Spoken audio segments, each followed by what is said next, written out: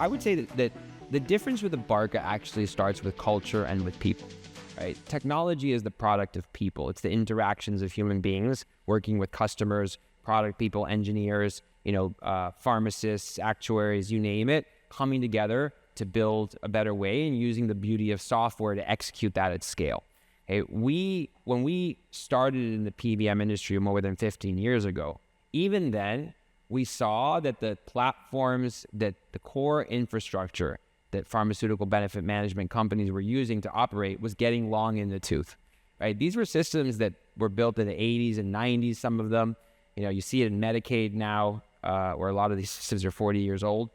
And they're really robust systems. They have a lot of capabilities. They've got, hundreds of millions or billions of claims, processed through them. But the pace of change in technology is so rapid that, if you're not all the time evolving and modernizing, things become obsolete. I think that there's a connection between the consolidation and the anti-competitiveness and the lack of innovation. When you're making so much money based on your spreads and based on the supply chain, right, and you can buy your way, I think Christina called it backing up the rebate truck, right?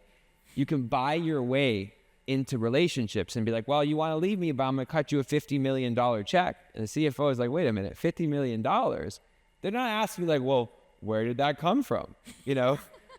Like, is it out of the goodness of your heart? Right? Yeah. Like, where is that 50 million coming from? Is it coming from me, or is it coming from some other smaller customer down the line that's getting hosed? Right? I don't know, but don't ask, don't tell. We'll take the check and we'll just go 3 more years and we'll do it better next time. Right? That's sort of what we've seen. But what happens is, in many ways, that $50 million check comes out of innovation.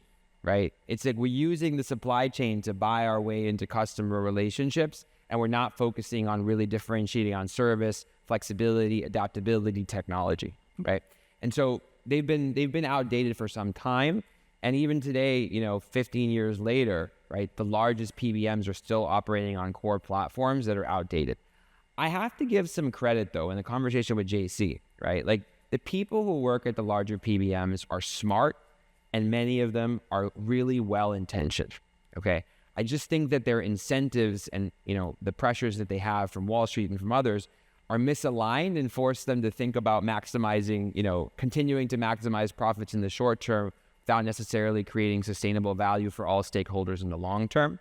And so the pressures that are happening from newer entrants like Abarca and many others who are trying to transform and disrupt the PBM space, and the pressures that are happening in Washington and the state legislatures in terms of the business model, are actually forcing the larger PBMs to slowly but surely innovate, change their ways, adapt, and even partner with other PBMs. So I wouldn't be surprised if some of the larger PBMs who want to change their ways before others, even looked for ways to partner with companies like Abarca and say, you know what, we're going to leverage our scale, right, with modern technology and really transform the experience going forward and create a competitive advantage in a sustainable way.